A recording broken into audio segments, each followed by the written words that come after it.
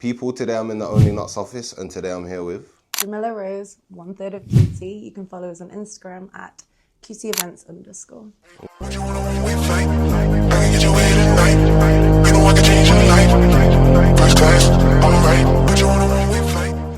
Okay, so firstly, tell me, how did the idea for QT Events all come around, and what made you want to start your own events company? This is my favourite question, so thank you for starting with that.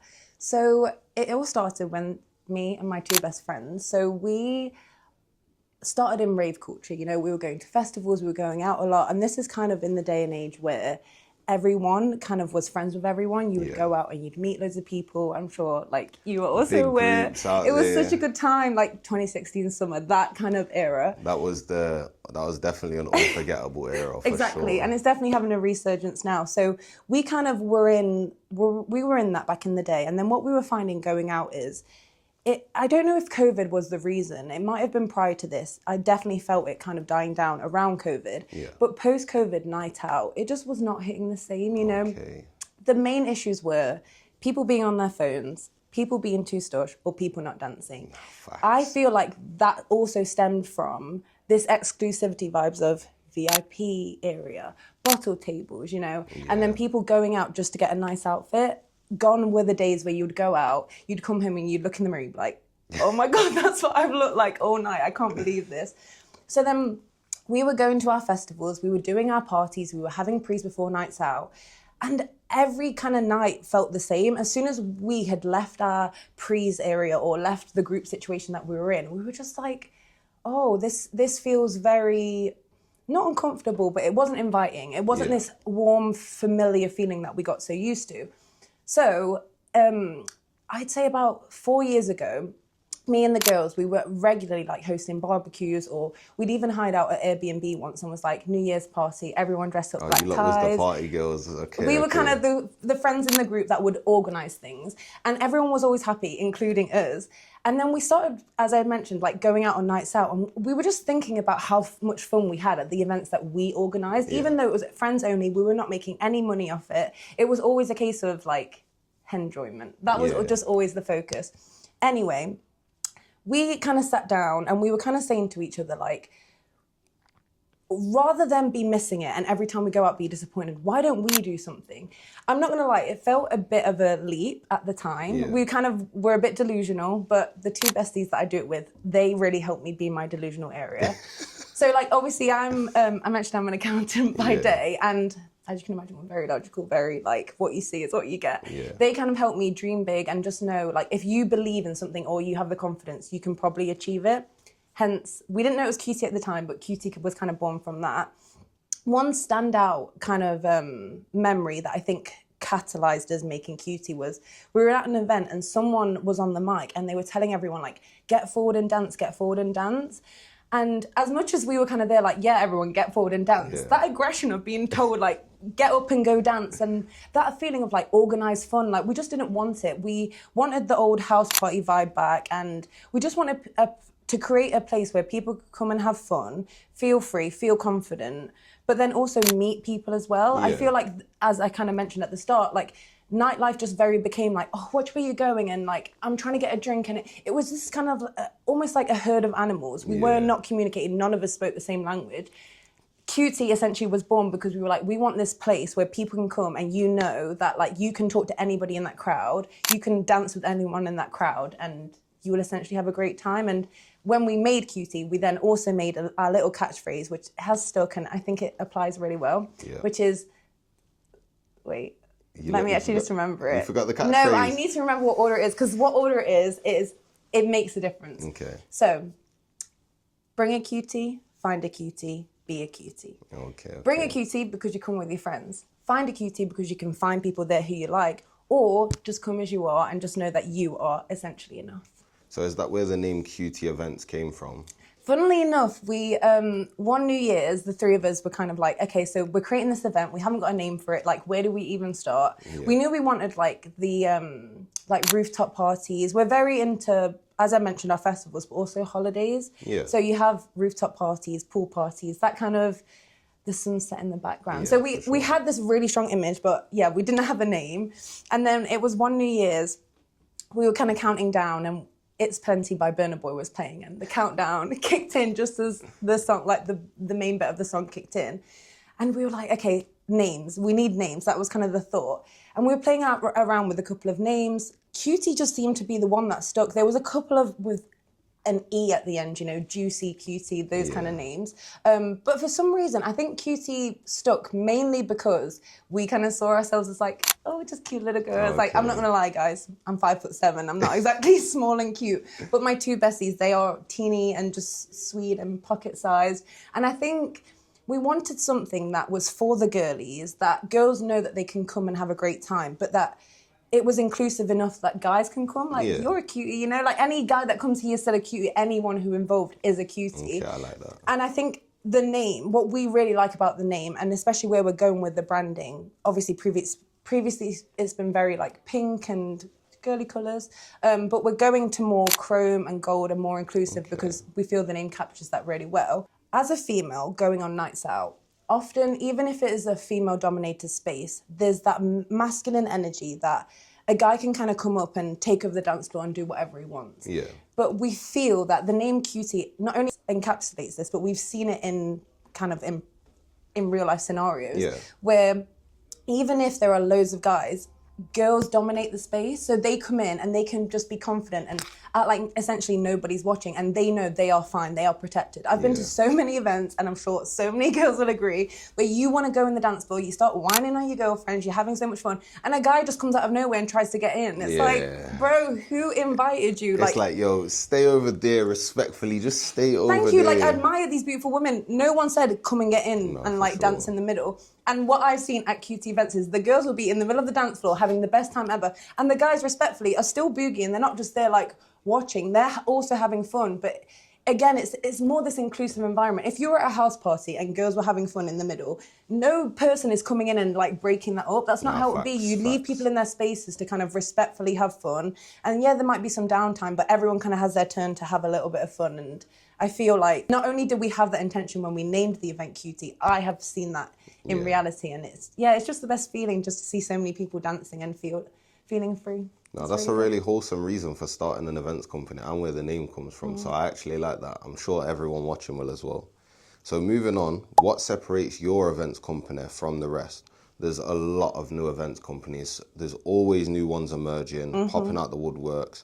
What would you say makes your event different from any others? I love that that's another great question, by the way. This guy's Thank good, you. isn't he? This is actually a conversation we were having the other day, like, what actually is our USP? What is our unique selling point? And I honestly think it's that inclusivity side of things, the community feel. I mean, it's easy to say community, like, what actually is community? But I, again, have witnessed people coming regularly, they become friends. People start networking.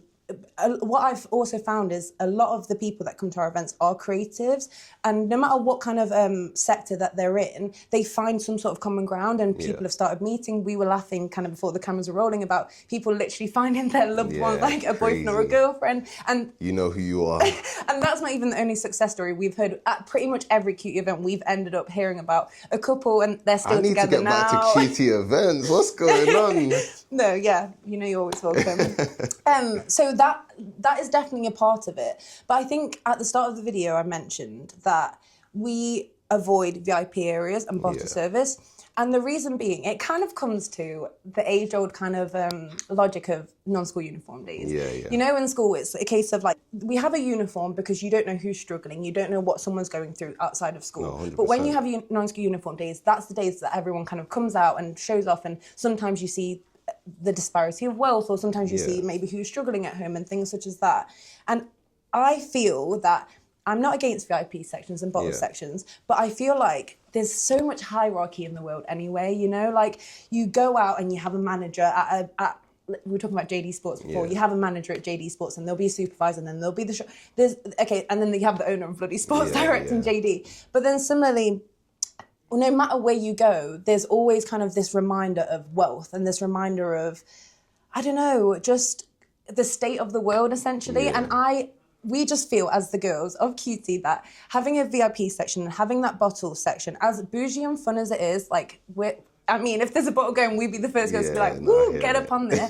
But I also think from our events, we wanted that escape from reality, you know? We wanted somewhere where no matter what you're dealing with at home, no matter kind of the trials and tribulations you're going through, or even great things and you kind of don't want to bring attention to it, come here and just have a good time. And to essentially summarize what I think makes us different is QT is all about coming as you are, you know, come as your best self. We do not have dress codes, you know, we don't have this kind of, our essentially only request from any QT that comes to our events is you have to dance. Yeah. If you're going to come to a QT event and you don't dance, keep your money. Like often, especially when we're first starting out, we were not making money. I mentioned before, we have our own careers that we do separate from QT.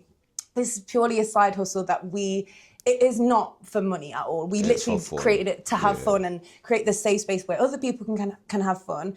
And ultimately, we want that to then reflect in our events, you know? So people that do come, it's a case of, you don't have to wear your best ever outfit. Like, if that's what makes you feel best, then wear it, you know? But it's a case, we just want it to be a safe space for everybody to kind of dance. And, you know, the best, it's so funny because we were talking about this the other day. I describe a QT event for me as dancing in your room when no one's watching. We all do it, guys. Like the dance moves we're pulling out, like the songs, the guilty pleasures of music that we're doing, our hair's like all up everywhere. You're kind of sweating and you come off the dance floor, or when a kid's been out playing with their friends and they come in and guzzle that amount of juice, like year 6 disco. Like we want that energy of people to just have their inner child, fun, but also sexy, you know. We're grown now. We're not those year 6 discoers anymore. We're grown and sexy now. So yeah, inclusivity whilst also being grown and sexy. No, I love that. I definitely think you stand out from the competition of all the events companies I've seen in Knots. No offense to any of you, but QT events is top of the list for me. There is a lot of different events, and your guy stands out. From when I attended the one last year, the vibe in the room was unmatched. You've got so many good people, you're bringing everyone together, and it literally did remind me of the old days where you're at a house party and no one cares. Yeah, no one cares. You're all just living your best life. So exactly. You and the girls have done an amazing job, and don't stop, keep pushing. Thank you. So moving on, you held your launch party back in April 2023, some time ago that must feel like now. And you've run many more events since. But of all the events you've run, I'm going to put you on the spot here. Which has been your favourite and why? I'm the worst person to ask for this. Guys, if you ask me my favourite anything, I'm like, so you know if someone says, what's your favourite meal? I'm like, breakfast, lunch or dinner? Or is it death row? Or is it posh meal out? I need like a way more niche. So I'm going to answer 2. I know that's cheating, but it is. That's fine. We'll take All-time favourite event, I would have to say, the one you guys came to. Yeah. This was an event we did at Secret Garden, and we did a collab with a lot of like other fashion brands and other stores. Couple pop-up shops in there. Yeah, little pop-ups. And the reason that's my favourite event ever is because it was the biggest turnout event we'd had up until that point. It was kind of the event where we looked around at each other and was like, guys, we're actually doing this. That event was crazy, and it was so good little as well. because we started off smaller venues. We'd done Juice Bar, which was really, really great. Something went wrong one time, so we had to do an event in Escobar, and they were really helpful. And we kind of always found like the venues that we were filling out, it was like, well, this is like the size of a house and we could fill out house parties, no problem. Yeah. So it was kind of that nod of like, yeah, like this is why we did it, and yeah, we're having fun. But when we got the opportunity to do it at Secret Garden, now TK, who used to do Lace House, just Lace House in general, and he now does Breathe events. He is so great, really dear friend of mine. He's actually how me and T met.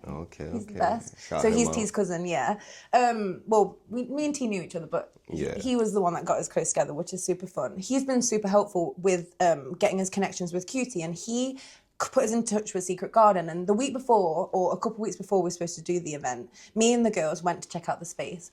It was packed, and we kind of looked at each other and was like, excuse my French, but shit. Oh, guys, what are we going to do? Like, we were looking out at the crowd and we were like, no. Why did we agree to do this? We are a tiny, teeny little event, a community of friends, and like, why did we say we would do Secret Garden? Like, this is so stressful. But as you said, the turnout was amazing. The vibes were so great, and just seeing it full of people who were just having such a good time was just such a beautiful moment. And I think we needed that. I think we really needed that, to just know the scale we could actually take it to, and like the potential of what the event could be. Yeah. But I do have to say, I've still got such a soft spot for our first event. Oh, of course. I was like dabbling in DJ at this point. I'm still doing my accounting exam, so we put a hold on that for the Mo. And now Lucy is our resident DJ. She's amazing. But this was like the first set that I did. Again, it was a very, like, our friends had all started it. And we also did pop-ups at that. So our very first event, we got a couple of small pop-up stores, and they were from Nottingham based, which is kind of like what we always wanted to do, like kind of what you do, shed light on these small businesses in Nottingham, because often London and these bigger cities kind of overshadow, even though we've got 100%. Actually such great homegrown talent, essentially. And Facts. Even like I'm a sucker for forgetting that, like getting in with your guys' crowd and seeing what Nottingham has to offer. I think I said it the very first time we met. Like, I didn't know Notts was so supportive and things. Notts has got a lot going on behind the scenes that people don't realise. 100%. And when you grew up here like we did, it can sometimes be tricky. Like, especially our older... Facts. I know we're not old guys, but the older generation, obviously the content that's coming out of Notts is a lot younger. I've been an auntie. But yeah, I just feel like it was so nice to just have that reminder. And as I said, so with our first event, that was a case of pop-ups and we really enjoyed it. But then doing it again at this bigger event and understanding the scale that we could grow it to, I think it's a real testament that my two favourite events are the ones we've done almost in collab with small Nottingham businesses. Now, that goes to show quite a lot, but I really rate the fact that you're helping support them Nottingham businesses, because like we said, they're not showcased enough in my opinion. No, they're not. And not only are they not showcased enough, you know, we were talking earlier about professionalism and things like that. I think it's also that understanding of, I don't know, you think small businesses, at least I don't, but I think they can sometimes get this bagged stigma of like, I don't know, they're just... I can't put my finger on it, but I feel like not only is it shedding light on them, it's also a networking event in themselves. So it's like, it's not only bringing them customers, it's getting them into rooms and getting them into conversations that they probably wouldn't, which I think is great. Yeah, no, I like that. Moving on, has there ever been a time in which you nearly quit? No. No? Honestly not. I love that. That's the first time someone's told me they haven't nearly quit, yeah. Oh, it's been hard. It's been so hard. Like, we're even going through a bit of a hard patch now, you know, you will be seeing this after our Friday event has already been, but like tickets are a bit slow at the moment, and with us doing our own careers separately, it's sometimes hard to find the time outside of work to meet people and kind of get that going. I mean, I have these little business cards that I will just show you quickly that I've been handing out. They will be a rebrand. Hey, cutie. Love so that. If we see people on the street that we're just like, oh, I love their vibe, or they're doing anything fun, we will kind of just give them that. We'll keep that on the table for now. Fun. And they can scan it, it takes them to their Instagram page. So that's been really fun to kind of, if I see someone on the street and I'm like, love your vibe, can I give you this? That's been really great. To answer your question, no. We haven't almost quit. And I think the reason being, we were never in it for the money. Yeah.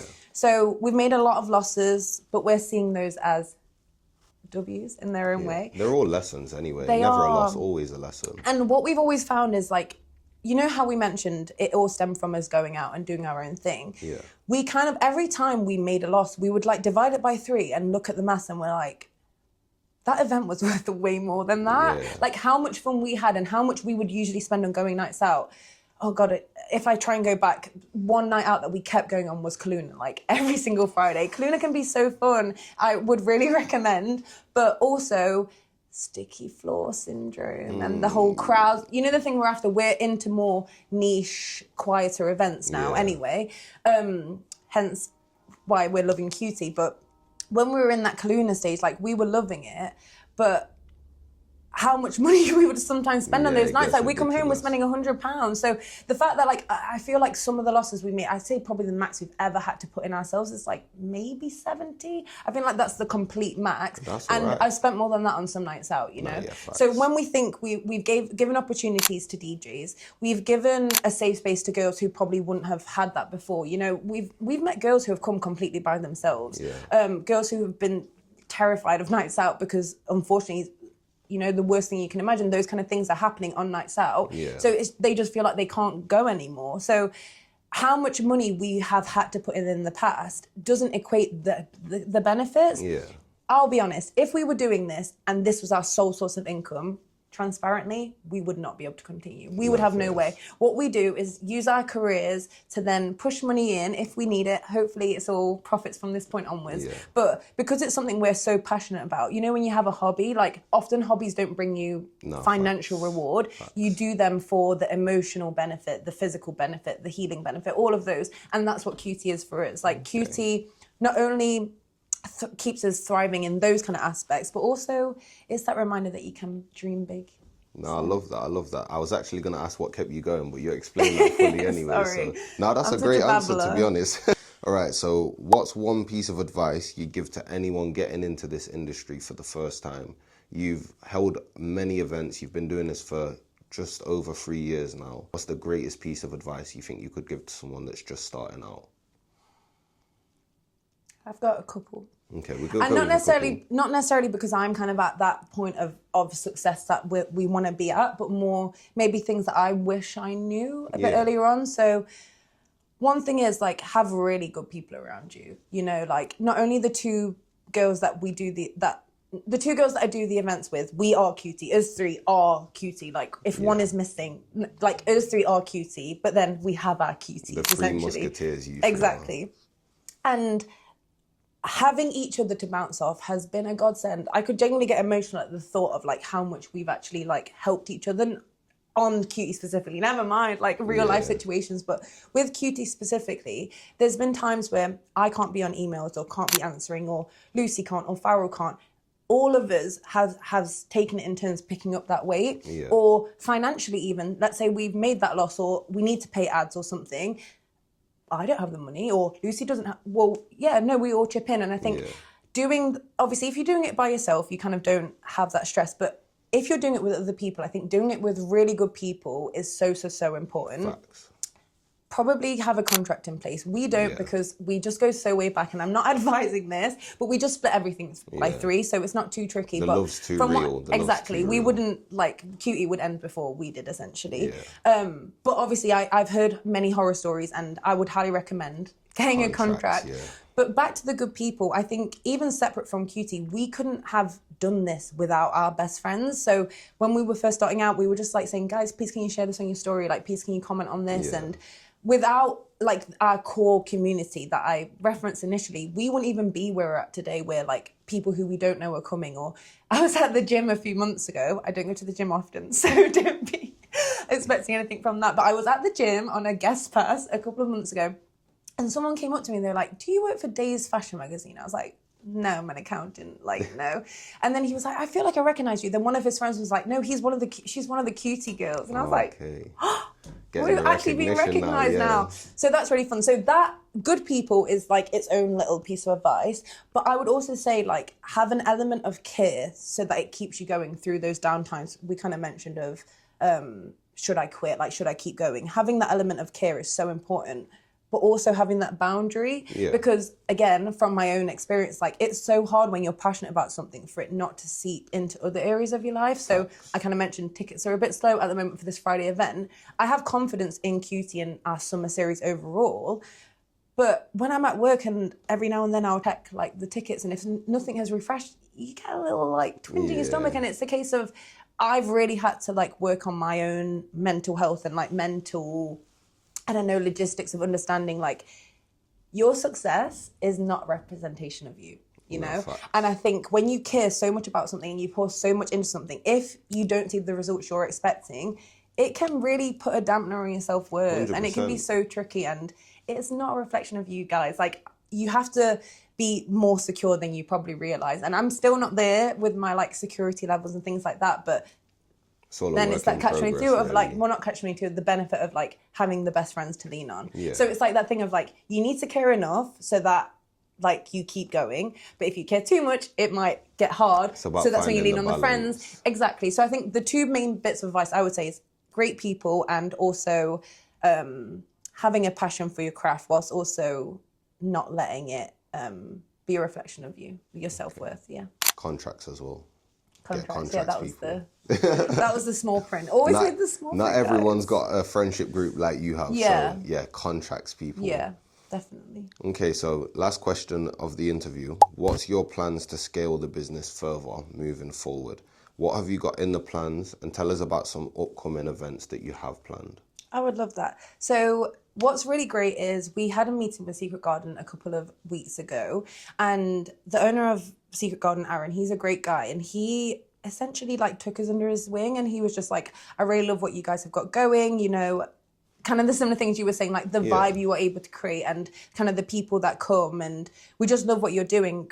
Can we scale it? And after having the convo with him, that was how we realized, like, we've done a great job to get it to the stage where we're at completely internally. So as I mentioned, it was my best friends, a couple of other like friends in our friendship group, and then just a pool of DJs that we knew and we became friends with. And then what we kept doing was like using the same pool of DJs that, again, we'd created this connection with. But one thing that we want to start doing for our events is the first slot, we wanted to start doing like almost a competition or a suggestion of if anyone knows any up and coming DJs or anyone who wants an opportunity, who finds it hard to get booked, you know, because you've not got that many mixers or that much in your resume. We want to use them for our first hour when people are arriving, and just to give them that opportunity in a safe space. There'll be other DJs there that can give them pointers and things such as that. So that's one way, not necessarily scaling, but where we see ourselves going. Yeah.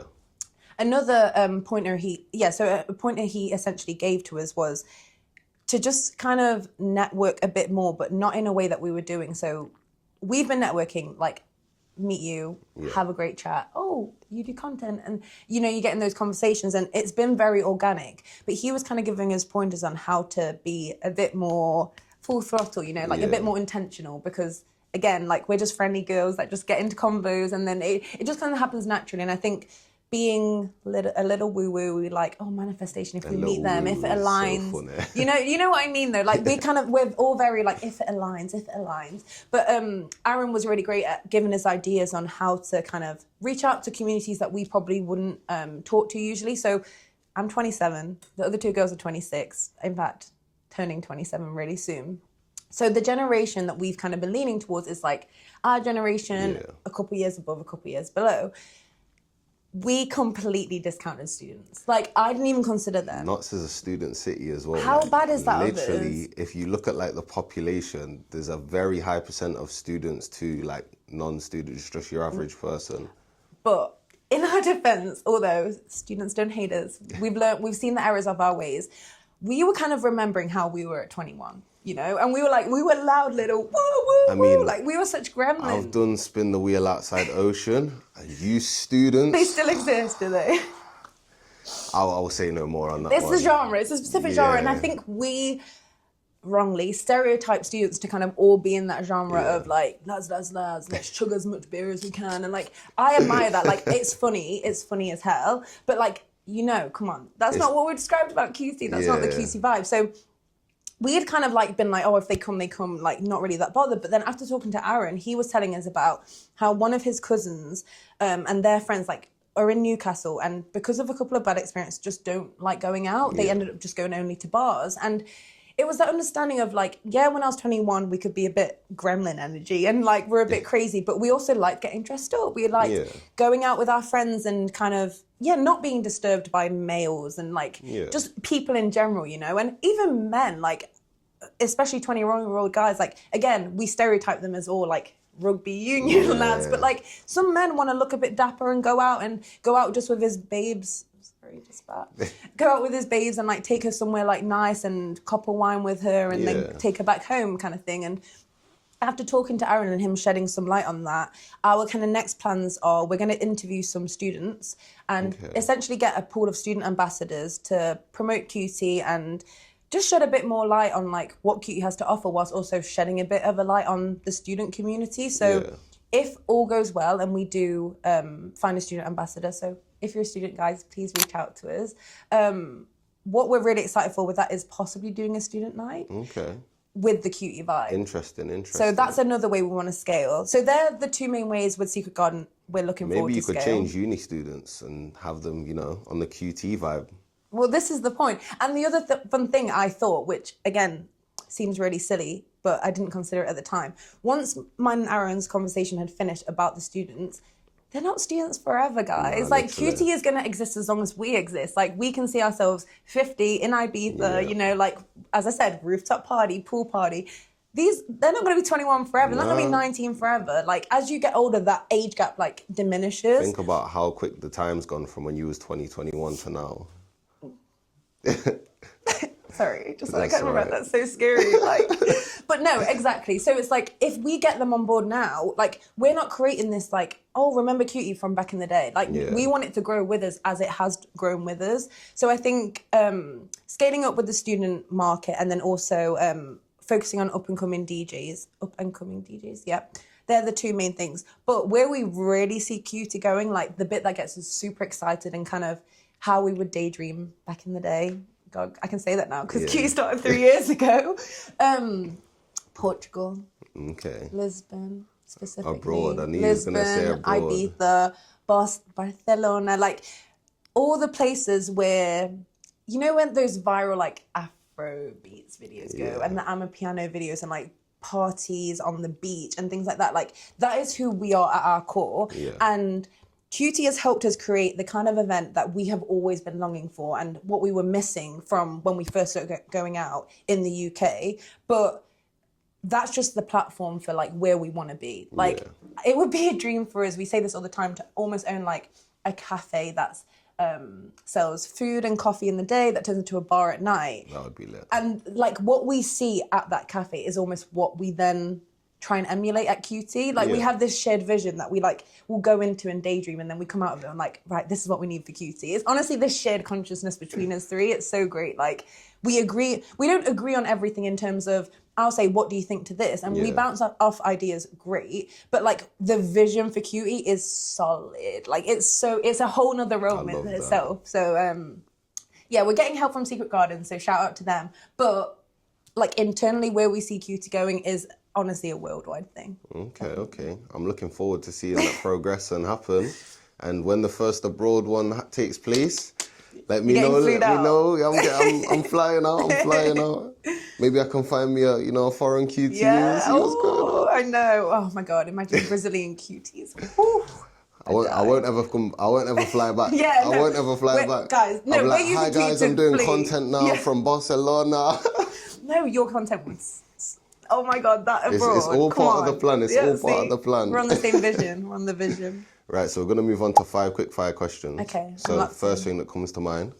Firstly, favourite Nottingham venue for events?